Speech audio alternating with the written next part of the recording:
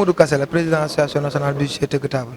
li nga xam ne mooy jeux yi nga xam ne moo war a am muy 2026 ñun tëgg table dañu bëggoon boobu ba léegi bind nañ te taxaw nañ ci bu baax mooy comme dañu gëm ne projet la boobu loo xam ne lu ñëw Sénégal te avantage bi mooy marché yi ci nekk ñu Sénégalais yi gañe ko ñun nag mu am loo xam ne ñun dañu jagle loolu mooy médaille yi nga xam ne moom la ñuy takk di ko jox ay kii bi ñu ne pour la première fois ci Sénégal wala ci àdduna bi médaille marché boobu ñu jagleel ko bijoutier yi loolu nag ñu ngi ciy woo état bu Sénégal parce que ñun li ñu waroon def yëpp def nañ ko liggéey nañ maquette médaille bi nga xam ne moom la ñuy joxe ba pare wan nañ ko kilifa yëpp bëgg marché boobu ñu teg ko ci loxo tëgg yëpp booloo association nationale bijoutier tëgg table tëgg ko parce que loolu bu ñu ko defee daf ñuy permettre ñaar parce que loolu machine yi koy defar yu ci ëpp amu fi suñu permettre am na ci yu fi am maanaam capacité di importer parce que loolu moo indi importation bi maanaam matériel industrie mooy tëgg yi bu boobaa dañuy jub dem ci semi industrie parce que bu ñu fexee ba am benn galerie boo xam ne ci benn dëkk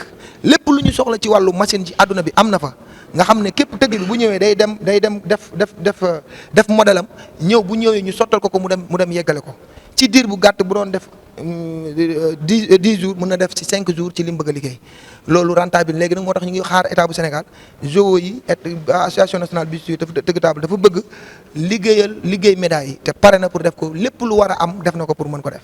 Abdoulaye Thiam Biteye, président de la commission technique de l'association nationale des bijoutiers du Sénégal. Nous voilà aujourd'hui réunis au niveau de la vieille ville qui est Saint-Louis du Sénégal pour organiser une assemblée générale extraordinaire de l'association nationale des bijoutiers du Sénégal tëgg table qui s'est déroulée depuis ce matin et on a dégagé vraiment des thèmes très intéressants par rapport à l'organisation de l'association. Des sujets ont été débattus par rapport à l'organisation. Le premier point, c'était le rapport d'activité de l'association des trimestriels qui se tiennent tous les 6 mois. Et le rapport financier aussi a été dégagé.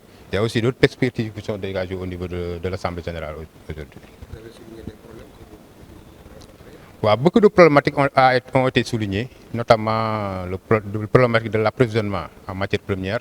Nous savons tous que l'approvisionnement en matières premières nous pose énormément de difficultés au niveau du secteur de la bijouterie. Pratiquement, comme mon prédécesseur vient de dire, il y a 2 ans de cela, le kilo d'argent blanc qu'on appelle GAL, le métal blanc qu'on appelle le GAL, le kilo coûtait 375 000 francs. Actuellement, en 2 ans, il a grimpé jusqu'à 750 000 francs. Donc c'est énormissime. Nous sollicitons aujourd'hui l'appui de l'État pour qu'il nous donne des agréments. Parce que nous, on ne demande pas qu'on nous accompagne. On demande pas de l'aide, mais on demande juste qu'on nous accompagne avec des agréments. Nous avons des capitales pour pouvoir acheter proprement notre matière première. Mais le problème qui se pose, c'est qu'au niveau du Sénégal, nous n'avons pas de matière première qui est l'argent blanc, le GAL. Nous n'avons pas au niveau du Sénégal. Et nous devons l'acheter au niveau de la Turquie ou du Maroc, de toutes choses. Alors que pour accéder à cette matière première, il y a énormément de difficultés que nous traversons pour accéder à cette matière première. Donc nous sollicitons l'État du Sénégal pour nous donner des agréments pour que nous pouvions partir chercher la matière première au niveau de la Turquie ou au niveau du Maroc. Du fait que nous ayons, de ce fait, il n'y aura plus de problème d'approvisionnement au niveau du Sénégal. Parce que ce qui se passe ici au niveau du Sénégal actuellement, tous les bijoutiers du Sénégal sont au chômage. Tu peux récupérer une commande et rester 7 jours, une semaine, sans pouvoir trouver de la matière première. Ce qui pose énormément de problèmes aux artisans du Sénégal.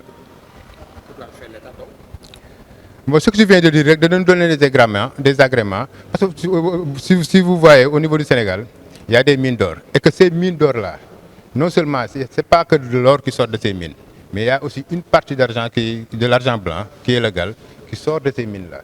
Donc nous devons faire de sorte que l'État nous donne des opportunités pour pouvoir non seulement récupérer cet argent blanc qui se trouve au niveau des mines du Sénégal, pour l'approvisionnement des bijoutiers du Sénégal, mais aussi en matière de l'or aussi, il y a aussi d'autres problèmes. Heureusement, avec le nouveau régime qui est là, on est en train de démarcher, d'en tenir des démarches avec le directeur de la SOMISEN, Ngagne Demba Touré. On s'est réunis tout récemment avec le directeur de la SOMISEN pour mettre en place un comptoir d'or plus une raffinerie. La raffinerie permettra au moins au moins au budget du Sénégal de trouver de la matière première.